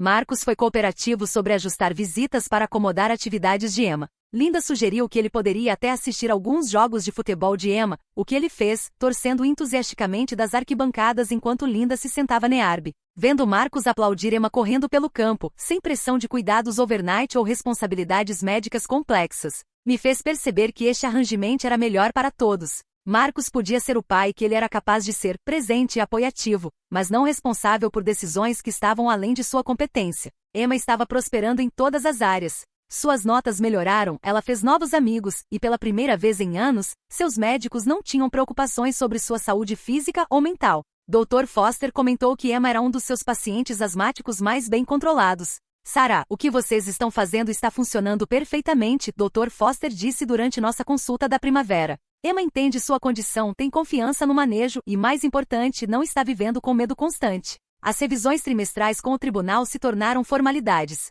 Linda continuava relatando visitas positivas, Emma expressava satisfação com os arranjamentos, e até Marcos admitia que as coisas estavam funcionando bem como estão. No segundo aniversário do acordo de visitação modificado, Emma tinha 11 anos e estava se preparando para o ensino médio. Ela havia crescido em uma jovem confiante que podia articular suas necessidades, defender sua segurança e manter relacionamentos saudáveis com ambos os pais dentro de limites apropriados. Um dia, enquanto organizávamos medicamentos para uma viagem escolar, Emma disse algo que me fez parar. Mamãe, sou grata que você lutou para me manter segura. Sei que foi difícil. Olhei para minha filha, não mais a criança ansiosa de 8 anos que costumava verificar obsessivamente seus medicamentos, mas uma pré-adolescente Togufu que havia aprendido lições valiosas sobre defender a si mesma e confiar em sua própria voz. Emma, você ajudou a lutar também. Você foi corajosa toda vez que teve que falar com juízes e médicos. Eu tinha que ser. Ninguém mais entendia como me sentia. Essa observação me atingiu profundamente. Durante anos de batalha legal, Emma havia sido a única pessoa que realmente entendia completamente sua própria experiência. Adultos haviam interpretado, analisado e debatido suas necessidades. Mas Emma havia vivido a realidade diária de navegar uma condição médica séria com cuidado inadequado. O sistema legal havia levado anos para ouvir o que Emma sabia desde o início, que ela não estava segura com Marcos overnight, que precisava de cuidadores competentes, que merecia ter suas preocupações levadas a sério. Agora, aos 11 anos, Emma havia desenvolvido uma voz clara sobre suas próprias necessidades e direitos. Ela sabia que merecia sentir-se segura, que suas preocupações médicas eram válidas, e que tinha o direito de expressar preferências sobre sua própria vida. Essas lições, embora aprendidas através de circunstâncias difíceis, serviriam bem a Emma conforme ela navegasse a adolescência e idade adulta. Ela havia aprendido que sua voz importa, que persistência pode levar a mudanças positivas, e que adultos nem sempre tomam as melhores decisões para crianças. Quando Emma completar 12 anos no próximo mês, suas preferências sobre visitação terão ainda mais peso legal.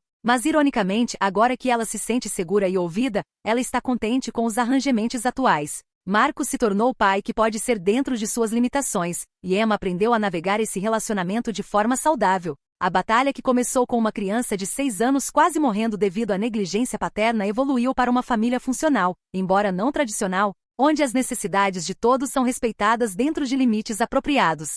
Emma tem um pai que a ama, mas não pode cuidar dela adequadamente overnight. Ela tem supervisão profissional que garante sua segurança médica. E ela tem uma mãe que lutou incansavelmente para protegê-la e que continuará advogando por ela sempre que necessário. Não é a família que imaginei quando Emma nasceu, mas é uma família que funciona. E depois de 5 anos de batalha legal, funcionando é mais do que suficiente. Emma está segura. Emma está feliz. Emma tem uma voz que é ouvida e respeitada. E talvez, afinal, essa seja a verdadeira vitória. A adolescência trouxe novos desafios que eu não havia antecipado. Emma, agora com 13 anos, estava desenvolvendo sua própria perspectiva sobre a situação familiar, e nem sempre era a perspectiva que eu esperava. Durante uma sessão de terapia com o Dr. Walsh, que havíamos retomado quando Emma entrou na puberdade, ela expressou algo que me pegou de surpresa. Às vezes eu me sinto culpada por papai, Emma disse. Ele perdeu muito tempo comigo por causa dos problemas médicos. Dr. Walsh me olhou com cuidado antes de responder. Emma, você pode me explicar mais sobre essa culpa?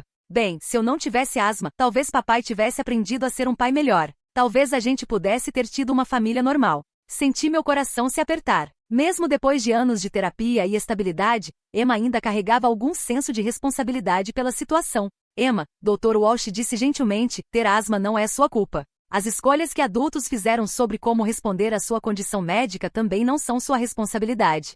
Mas Emma estava entrando na idade onde começava a questionar narrativas que havia aceito durante a infância. Ela estava desenvolvendo empatia mais complexa e capacidade de ver múltiplas perspectivas, qualidades admiráveis que também a faziam reexaminar anos de experiências passadas. Em casa, ela começou a fazer perguntas mais sofisticadas sobre a batalha legal. Mamãe, você acha que papai realmente queria me machucar, ou ele só não sabia cuidar direito? Era uma pergunta justa e madura que merecia uma resposta honesta. Emma, acredito que papai te ama e nunca quis te machucar intencionalmente. Mas amor não é suficiente se não vem acompanhado de competência e responsabilidade. Papai tomou decisões ruins que te colocaram em perigo, mesmo sabendo que você tinha uma condição séria. Mas ele estava aprendendo, não estava? Sim, mas Emma, você não deveria ter sido cobaia enquanto ele aprendia. Crianças com condições médicas sérias precisam de cuidadores que já sabem como mantê-las seguras. Emma considerou isso por alguns dias antes de trazer o assunto novamente. Mamãe, você acha que lutou demais?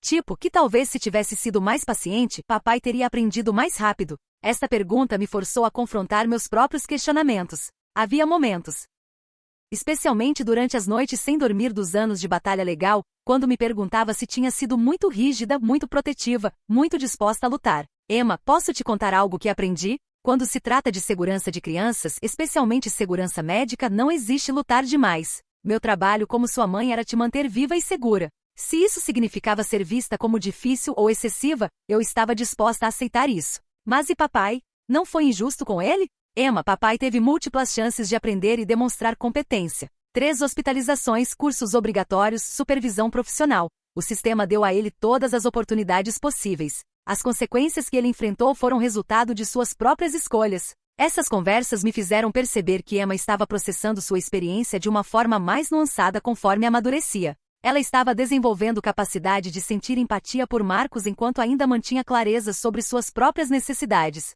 Durante as visitas de sábado, observei Emma interagindo com Marcos de forma diferente. Ela estava mais relaxada, mas também mais assertiva. Quando Marcos fazia sugestões que a deixavam desconfortável, ela expressava suas preferências claramente. Papai, eu gostaria de ir ao museu em vez do parque hoje. Está muito úmido lá fora para mim. Marcos, para seu crédito, havia aprendido a ouvir e respeitar essas comunicações. Linda relatou que ele estava genuinamente tentando conhecer Emma como pessoa, não apenas como responsabilidade médica a ser gerenciada. No outono do 8º ano, Emma surpreendeu a todos pedindo se poderia ter algumas conversas privadas com Marcos durante as visitas. Não longe de Linda, ela esclareceu. Mas talvez possamos sentar no banco do parque enquanto ela fica na mesa de piquenique Nearby. Quero poder falar com papai sobre algumas coisas sem sentir que estamos sendo monitorados constantemente. David consultou o tribunal sobre essa modificação e foi aprovada. Emma podia ter conversas semi-privadas com Marcos, ainda dentro da vista de Linda, mas longe o suficiente para alguma intimidade. Essas conversas marcaram um turning point no relacionamento deles. Emma começou a contar histórias sobre coisas que havia compartilhado com Marcos, suas preocupações sobre ensino médio, seus interesses em ciência, seus pensamentos sobre amizades. Mamãe e papai realmente me ouve agora, ela disse após uma visita. Ele faz perguntas sobre minha vida e lembra das coisas que eu conto para ele. Era gratificante ver Emma desenvolvendo um relacionamento positivo com Marcos. Mas também me fazia refletir sobre quanto tempo havia sido perdido durante os primeiros anos quando ele estava focado em direitos parentais em vez de conexão genuína. Quando Emma completou 14 anos, o tribunal agendou uma revisão automática onde suas preferências teriam peso significativo nas decisões sobre visitação futura. Emma, o juiz perguntou durante uma audiência privada, como você se sente sobre os arranjos atuais de visitação? Gosto das visitas com papai, Emma respondeu. Ele é diferente agora, mais interessado em quem eu sou como pessoa, mas ainda me sinto mais segura dormindo em casa. Você gostaria de mudar alguma coisa sobre as visitas? Emma pensou cuidadosamente. Talvez possamos experimentar algumas atividades mais longas às vezes? Como se papai quisesse me levar para ver um jogo de beisebol ou algo que durasse mais que 6 horas. O tribunal aprovou visitas ocasionais mais longas, até 10 horas, ainda com Linda presente, mas permitindo atividades mais expansivas. Marcus ficou visivelmente emocionado quando soube da decisão. Pela primeira vez, Emma havia voluntariamente pedido para passar mais tempo com ele. A primeira visita longa foi para um jogo de beisebol em abril. Emma voltou para casa exausta mas feliz, contando sobre como Marcus havia explicado as regras do jogo e como eles haviam compartilhado algodão doce. Foi divertido, ela disse. Papai não ficou nervoso sobre meus medicamentos nenhuma vez. Ele só me lembrou de beber água e perguntou se eu estava me sentindo bem algumas vezes. Ver Marcus finalmente relaxado em seu papel de pai, focado em criar experiências positivas em vez de navegar ansiedade médica, me mostrou o pai que ele poderia ter sido desde o início se tivesse priorizado competência sobre orgulho. Durante o verão antes do primeiro ano do ensino médio, Emma expressou interesse em participar de um programa de ciência de 2 semanas em uma universidade NEARB. O programa requeria que estudantes ficassem no campus durante a semana e voltassem para casa nos fins de semana. Mamãe, você acha que seria seguro? Eles têm enfermeira no campus e eu seria responsável pelos meus próprios medicamentos. A pergunta me forçou a confrontar o fato de que Emma estava crescendo e precisaria desenvolver independência médica para navegar faculdade e idade adulta. Após consultar com o Dr. Foster e Dr. Walsh, decidimos que Emma estava pronta para esse nível de responsabilidade. Ela havia demonstrado competência consistente no manejo de sua asma e maturidade em comunicar suas necessidades. Marcus surpreendeu a todos oferecendo-se para ajudar com a logística. Sarah, sei que não posso cuidar de Emma overnight por causa das complicações médicas, mas posso ajudar com transporte ou qualquer coisa que você precisar para o programa. Era a primeira vez que Marcus havia reconhecido explicitamente suas limitações sem defensividade. E a primeira vez que ele havia oferecido suporte prático para algo que beneficiava Emma. O programa de ciência foi um sucesso. Emma prosperou no ambiente acadêmico, fez novos amigos, e demonstrou competência completa no manejo de sua condição médica independentemente. Mamãe, foi incrível, ela disse quando voltou. Apresentei um projeto sobre poluição do ar e asma, e outros estudantes ficaram realmente interessados. Senti que podia usar minha experiência para ensinar pessoas. Vendo Emma transformar suas experiências médicas em expertise que poderia beneficiar outros me encheu de orgulho. Ela havia pegado algo potencialmente limitante e o transformado em fonte de conhecimento e conexão. Quando Emma começou o ensino médio, ela estava confiante, articulada e segura de suas próprias necessidades e limites. O trauma dos primeiros anos havia sido processado e integrado em uma compreensão madura de sua própria experiência. Marcus havia encontrado seu lugar como pai amoroso mas limitado que contribuía para a vida de Emma de maneiras que respeitavam suas competências e limitações. Linda continuava proporcionando a estrutura de segurança que permitia a ambos relaxar e se conectar. E eu havia aprendido que às vezes proteger seu filho significa lutar batalhas que parecem impossíveis, documentar verdades que outros não querem ouvir, e persistir quando sistemas falham em proteger aqueles que mais precisam de proteção. A história não teve final de conto de fadas. Não houve reconciliação dramática ou transformação completa. Mas teve algo talvez mais valioso, resolução realista onde todos encontraram maneiras de coexistir que honravam as necessidades e limitações reais de cada pessoa. Emma estava florescendo. Marcus estava contribuindo positivamente dentro de seus limites. E eu havia cumprido minha promessa de manter minha filha segura, não importando o custo. Às vezes essa é a melhor vitória possível.